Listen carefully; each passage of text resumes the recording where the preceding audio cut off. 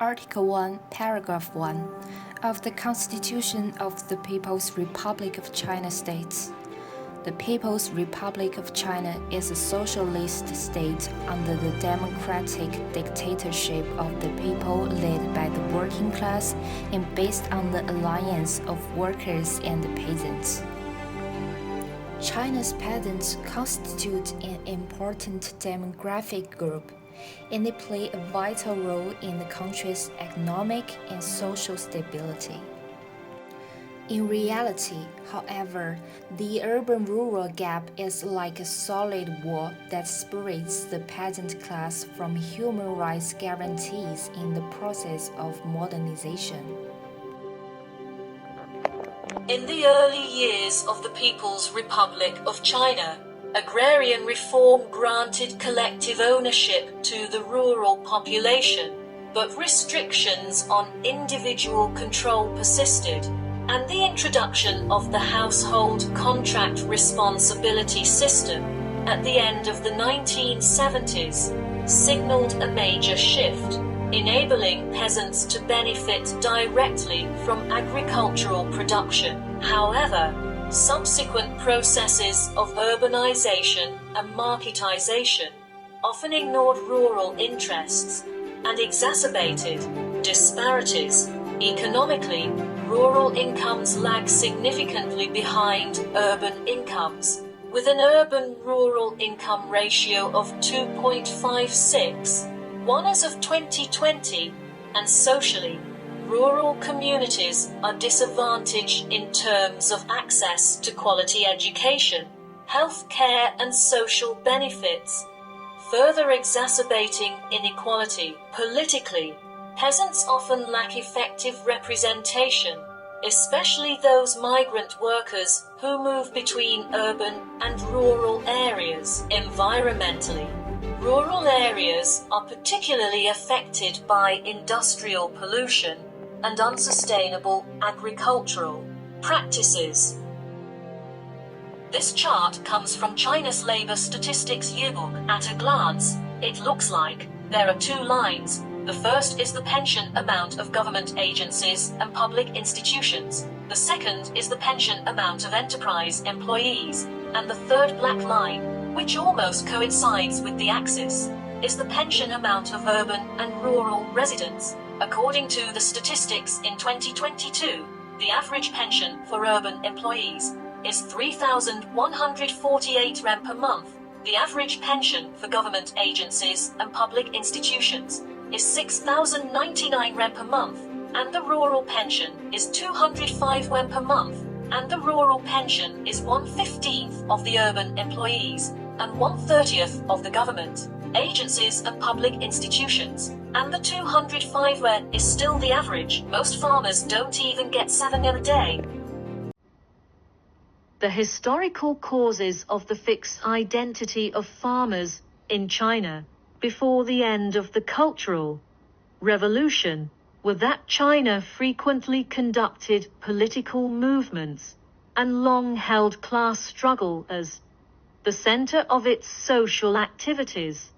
The main objects of discrimination in society were the 5 categories of landlords: rich, counter-revolutionaries, bad and right-wing elements, and their family members. In addition, due to China's long-term implementation of planned economy and low-wage system, currently, the core of farmers' economic rights is income and land contract rights. In recent years, with the development of agricultural modernization and diversification of rural economy, farmers' income levels have improved, but the urban-rural income gap remains significant.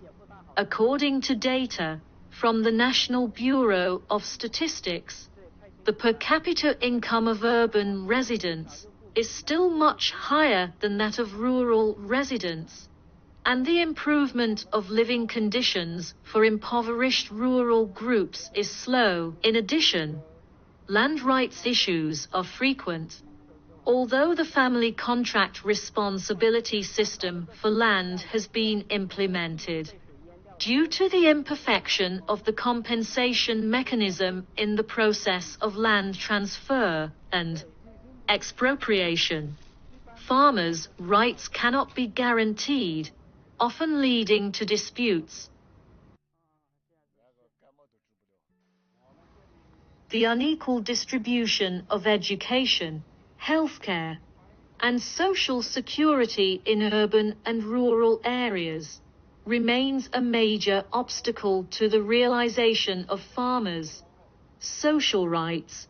The lack of resources and weak teaching staff in rural schools directly affects the quality of education for rural children.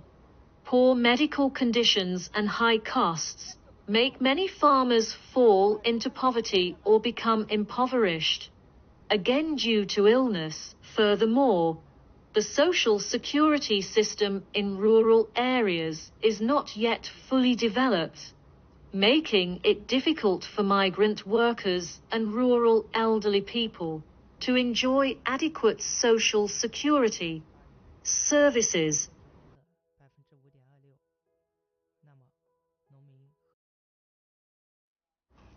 Urbanization is an important driving force for the development of human rights for farmers, but it also brings about a series of challenges. The positive aspects include: urbanization provides more employment opportunities for rural labor force, and the income structure of farmers is gradually diversified. Additionally, rural residents who migrate to cities can enjoy better public service resources.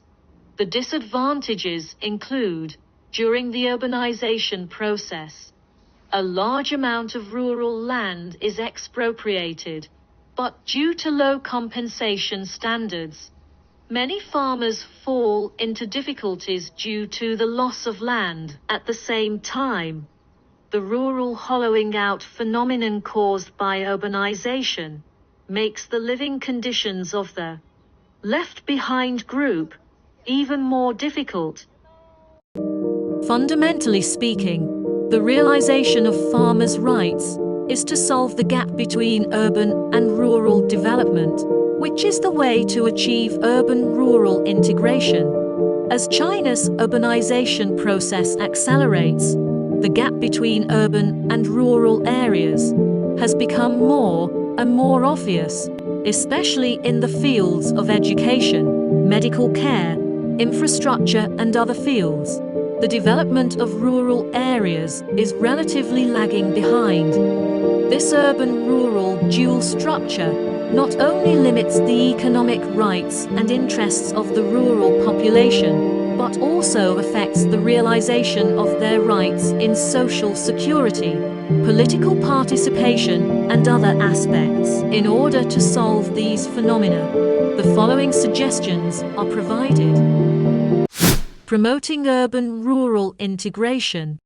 To address the urban-rural gap, special funds should be set up to support rural schools, promote digital teaching platforms, and promote teacher exchanges between urban and rural areas.